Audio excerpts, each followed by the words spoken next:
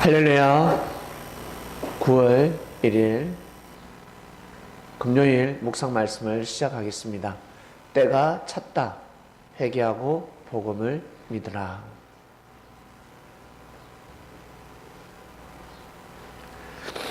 때가 찼을 때 복음을 전한다는 것은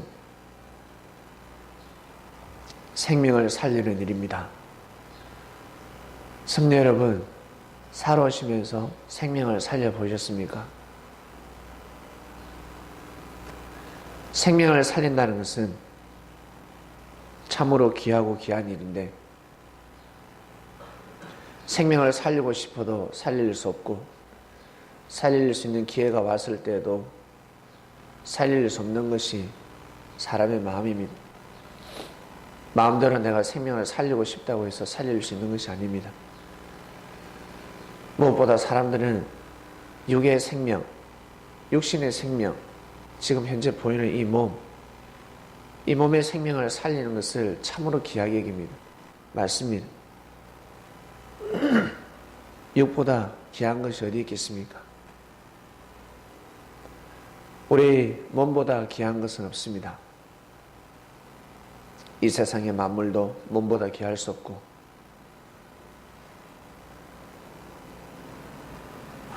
이 세상에 동물보다 동물 또한 몸보다 귀할 수 없습니다. 이처럼 우리의 몸도 귀한데 우리 몸보다 더 귀한 것이 있는데 무엇일까? 여러분, 우리 몸이 귀하겠습니까? 하나님이 귀하겠습니까? 우리 몸이 귀하겠습니까? 예수님이 귀하겠습니까? 우리가 귀하지 뭐 하나님이 귀합니까? 나 자신이 귀하지 뭐 예수님이 귀합니까? 라고 생각할 겁니다.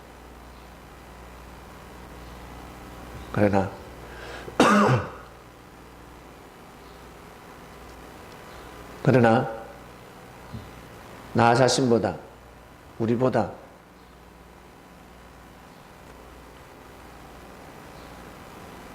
하나님이 더 귀하다는 사실입니다. 우리는 없어도 인류는 존재합니다. 그런데 하나님이 안 계시면 인류가 존재할 수 없습니다.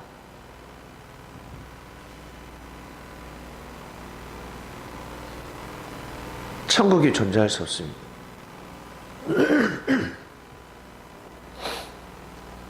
천사들이 하나님 없이 존재할 수 있을 것 같습니까? 존재할 수 없습니다.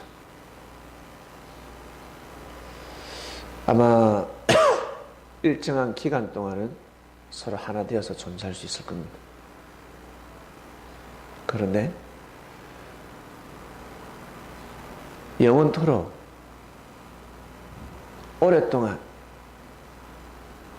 서로 하나 되어서 천국을 누릴 수가 없습니다.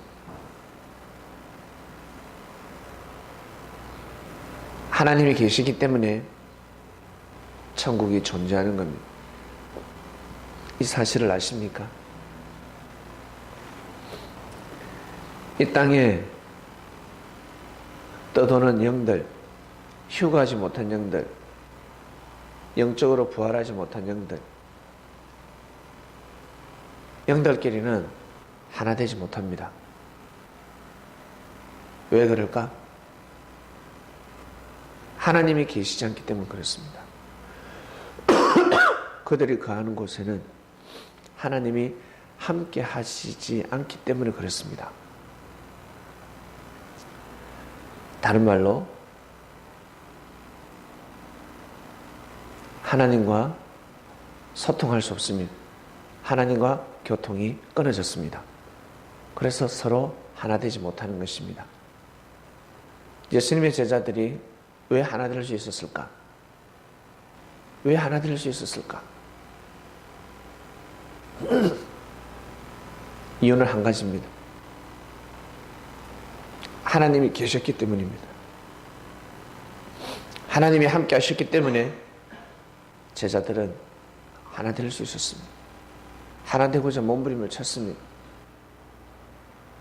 하나님을 대신하는 예수님이 계셨기 때문입니다. 예수님을 통해서 하나님의 말씀을 듣기 때문에 그렇습니다. 예수님이 그리스도 메시아라는 가치를 상실하게 되면 하나 될 수 없습니다. 네가 뭔데 해버립니다. 네가 뭔데 내 삶의 간섭하니 해버립니다. 지금도 마찬가지입니다. 많은 사람들이 잘 되고자 하고 축복받고 싶어 하고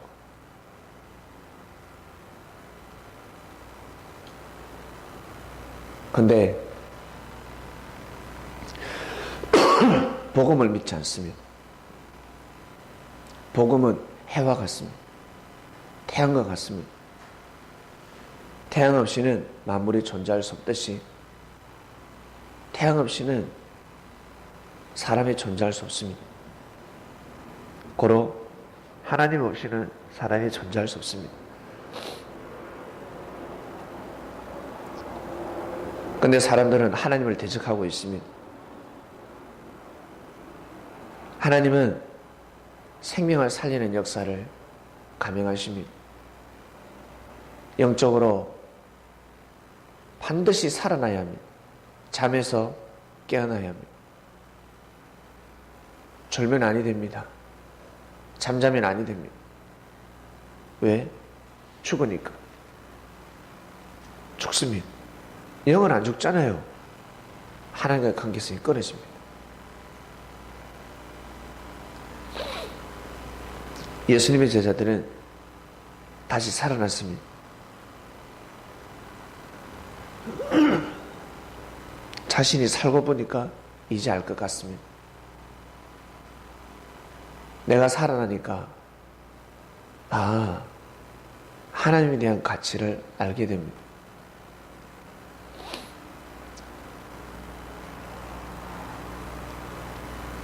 예수님이 그냥 오실 수 없었구나. 예수님 같은 분은 없구나. 제자들은 알게 됩니다. 살아계실 때는 몰랐습니다. 옆에 계실 때는 몰랐습니다. 영원할 줄 알았습니다. 예수님 같은 분이 또 온다고 생각했겠죠. 하나님은 또 역사하실 것이야.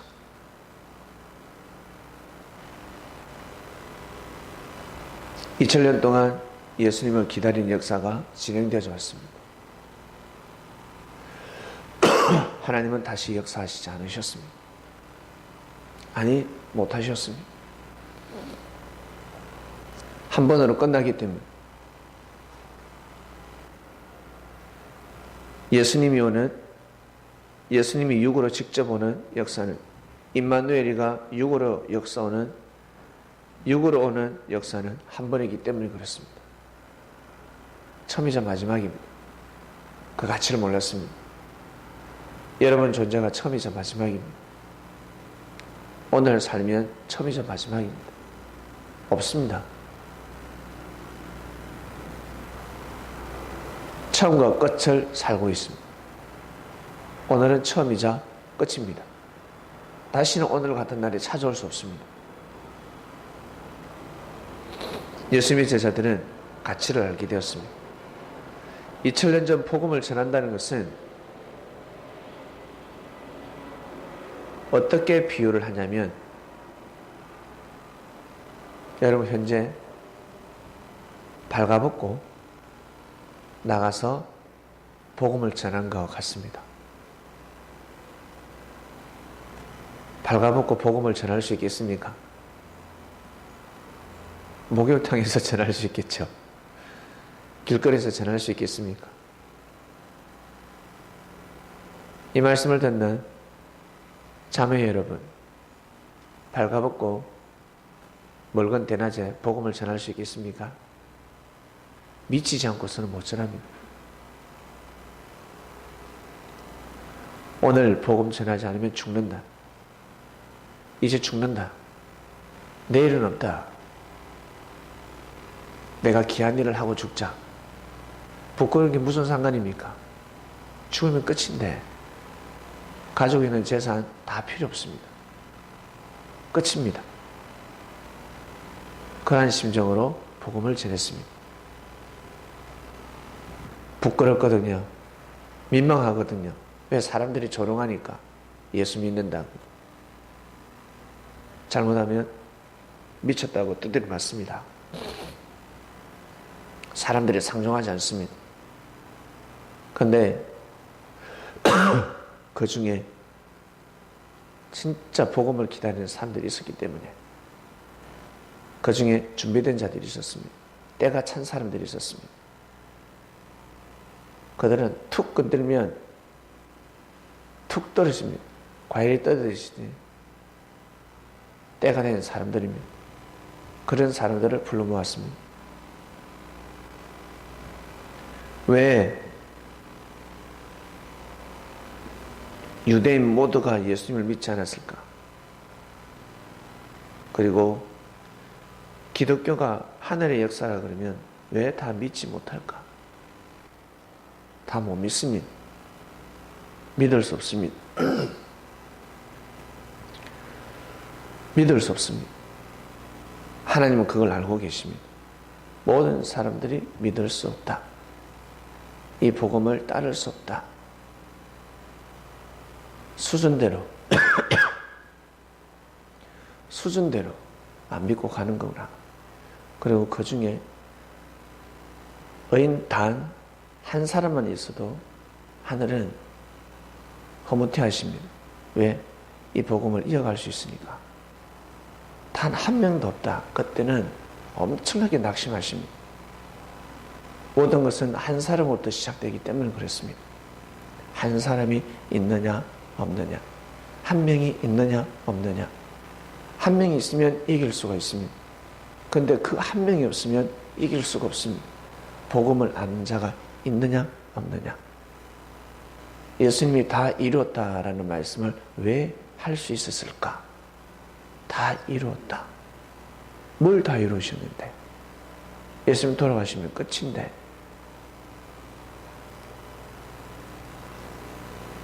진정으로 믿음을 가지는 제자가 생겼다는 겁니다. 하나님의 뜻이 이 땅에 일어나고 있는 겁니다. 땅에서 믿어버린 겁니다. 땅에서. 그러면 예수님 돌아가셔도 이제는 괜찮은 겁니다. 왜? 그 일 하러 오셨으니까. 그 일 하러 오셨단 말이죠.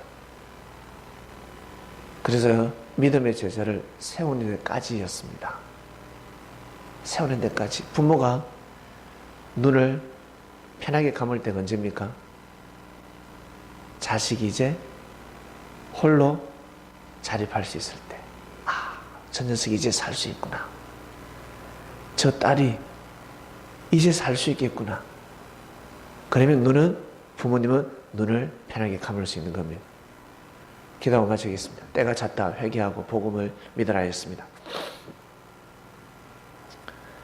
예수님은 기뻐하십니다. 우리가 섰기 때문에, 역사가 이어질 수 있기 때문에, 온갖 고통 속에서, 온갖 힘듦 속에서, 사지가 절단되는 고통 속에서, 부끄러움 속에서도 믿음이 변치 않았습니다. 그러면 다 됐습니다. 이제 됐구나. 이제 됐구나. 좋은 것만, 좋은 환경에서 환난과 핍박을 늘 피해 다니며, 좋을 때는 함께하고 힘들고 어려울 때는 멀리하고, 그런 사람을 통해서는 역사를 이어갈 수 없기 때문에 그렇습니다. 왜? 팔아먹어버립니다. 어느 순간 비진리를 전해버리고, 자기 생각을 전해버리고, 불평불만을 전해버립니다. 감사합니다. 회개하고 복음을 믿으며 살아가게 되었습니다. 오늘도 귀한 삶을 살게 하소서. 말씀을 듣고 영감을 받고 깨달음을 얻습니다. 생명시하게 하여 주시옵소서. 사랑하는 예수님의 이름으로 기도드립니다. 아멘.